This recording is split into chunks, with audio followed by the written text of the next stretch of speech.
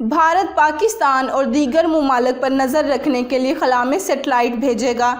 कौमी अखबार की एक रिपोर्ट में बताया गया है कि भारतीय खलाई तहकीक के अदारे ISRO ने 1 अप्रैल को अपना तैयार करदा एडवांस्ड मल्टी सेटेलाइट खला में भेजने की तैयारियां मुकम्मल कर ली हैं।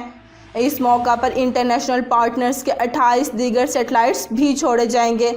भारतीय ज़राए के मुताबिक इस सेटेलाइट को खला में भेजने का मकसद दीगर ममालिक पर कड़ी नज़र रखने के लिए भारत के इंटेलिजेंस एजेंसियों को मुआवनत फ्राहम करना है। वाज़िह रहे कि भारत पर जंगी जुनून सवार है और वह पाकिस्तान पर हमला करने के ख्वाब देखता रहता है। ताहम 27 फरवरी को नाकामी देखने के बाद भारत अब ओछे हथकंडों पर उतर आया है। भारतीय सिक्योरिटी फोर्सेस के सरबराह भी भड़के मारते रहते हैं।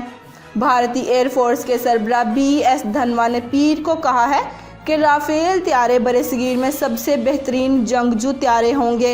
उन्होंने कहा है कि एक बार राफेल त्यारे आ जाए फिर पाकिस्तान LOC और सरहद पर आने की जुर्रत भी नहीं करेगा।